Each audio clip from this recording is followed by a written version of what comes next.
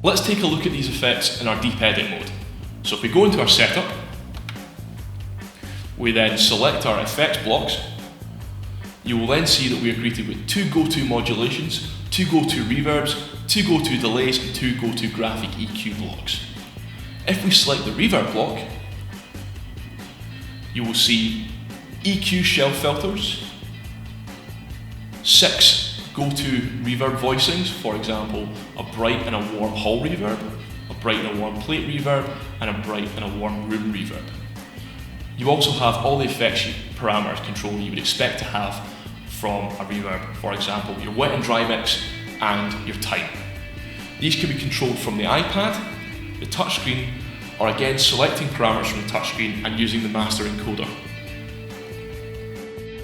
Let's take a look at the delay block, for example. If we select the delay block from our deep edit mode, you will see this again, the same shelf filtering EQ options and all the necessary parameters to control the delay. For example, type of delay, this could either be an echo on the quarter note or an echo on the 16th note, for example.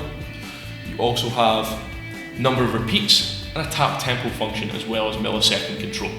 This can again be controlled from the touchscreen, the tablet, or using a combination of tapping the parameter and using your master encoder. Let's take a look now at setting up these effects for a live sound situation. The routing of these effects is very similar to an analog desk in the way that you would set up a stereo reverb bus so you could send all your audio signals to a global reverb to keep everything sounding together. Let's look at doing that now. First thing we need to do is go to our buses 1 to 8. We notice that bus 5 to 8 are all stereo buses, so let's choose bus 5. We would then go to your insert module, insert block, send this to the left and right main output speakers, which I've already done, and we then can select our reverb 1 block, which we've already deep edited to be a nice warm hall reverb. We then exit out of that, and we can then pull up this fader to send to your left and right, and we can adjust that to taste, almost like your wet and dry mix. We then, for example, want to send this reverb to microphones 1 to 3. We can then go back to our channels by swiping through, coming back to channel 1, selecting this, and just like we set up the monitor outputs, we hit the sends button to flip these round, turn on bus 5, and feed my microphone into this. We can then do the same thing for microphones 2 and 3, just by selecting the channel. While we're in the sends button, you'll see the faders flip. We can then select bus 5, feed it in, and the same for microphone 3. We now have reverb on microphones 1, 2 and 3 going to the main left and output. We can now adjust this wet and dry mix. For example, if we have too much reverb, we can bring that down just a notch too. Again, this can all be controlled from the iPad and the touchscreen control. On the Digilive16 RS and 16P controls, it's a very similar idea.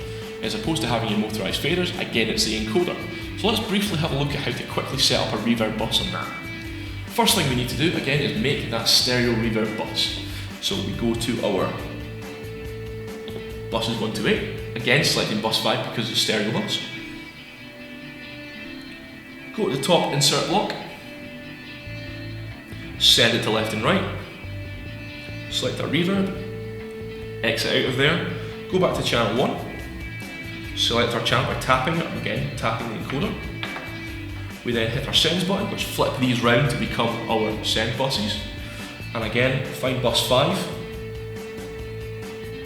hit the mute button to turn it on, and again we can hit the solo button to take up to unity gain, or by turning the encoder to taste. We then come out of there, go back to buses 1 to 8, and then select our wet and dry mix out to left and right. And now you have reverb on your microphone channels.